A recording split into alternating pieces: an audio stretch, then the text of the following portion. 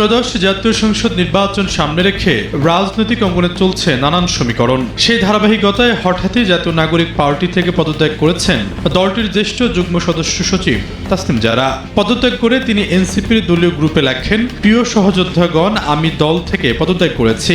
গত 1.5 বছরে আপনাদের থেকে অনেক কিছু শিখেছি, সেজন্য আন্তরিকভাবে কৃতজ্ঞতা। আপনাদের জন্য শুভকামনা রইল।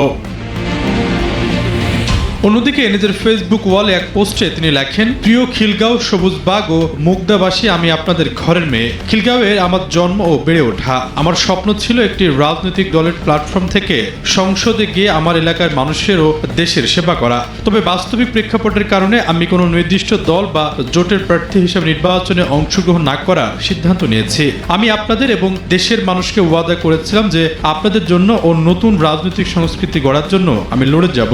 পরিস্থিতি যাই হোক না কেন, আমি আমার সে ওয়াদা রক্ষা করতে দৃঢ় প্রতিজ্ঞ। তাই এই নির্বাচনে স্বতন্ত্র প্রার্থী হিসেবে ঢাকা 9 থেকে নির্বাচনে অংশগ্রহণ করব। লেখেন, একটি দলের প্রার্থী হলে সেই দলের স্থানীয় অফিস থাকে, সুসংগঠিত কর্মী বাহিনী থাকে, সরকার ও প্রশাসনের সঙ্গে নিরাপত্তা বা অন্যান্য বিষয়ে আপত্তি ও শঙ্কা নিয়ে কথা বলার সুযোগও থাকে। তবে আমি যেহেতু কোনো দলের সঙ্গে থাকছি না, তাই আমার সেসব কিছুই থাকবে না। আমার একমাত্র ভরসা আপনারাই। আপনাদের মেয়ে হিসেবে আমার সততা, নিষ্ঠা এবং নতুন রাজনীতি করার অদম্য ইচ্ছাশক্তির প্রেক্ষিতে আপনারা যদি স্নেহ ও সমর্থন দেন, তবে আমি আপনাদের সেবা করার সুযোগ পাব। পোস্টে নির্বাচনে অংশগ্রহণ করা নিয়ে দুটি বিষয়কে গুরুত্ব দিয়ে তুলে ধরেন তিনি। বলেন, নির্বাচনে স্বতন্ত্র প্রার্থী হিসেবে দাঁড়াতে আইনি বাধ্যবাধকতা অনুযায়ী আমাদের ঢাকা 9 আসনের 4693 জন ভোটারের সমর্থনযুক্ত স্বাক্ষর একটি নির্দিষ্ট ফর্মে প্রয়োজন। আগামীকাল এই স্বাক্ষর সংগ্রহের কাজ শুরু করব। মাত্র একদিনে এত মানুষের স্বাক্ষর গোছানো প্রায় অসম্ভব একটি কাজ। আপনাদের স্বতঃস্ফূর্ত সাহায্য ছাড়া এটা করতে পারবো না। এই কাজে আগামীকাল বসার জায়গা দিয়ে বা স্বেচ্ছাসেবক হিসেবে সাহায্য প্রার্থনা করেন তিনি।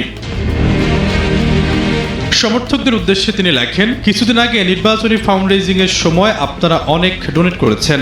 আমার এই পরিবর্তিত সিদ্ধান্তের কারণে যারা ডোনেট করা অর্থ ফেরত চান, তাদের প্রতি আমার শ্রদ্ধা থাকবে। যারা বিকাশ বা ব্যাংকের মাধ্যমে টাকা পাঠিয়েছেন, তারা চাইলে টাকা ফেরত নিতে পারবেন।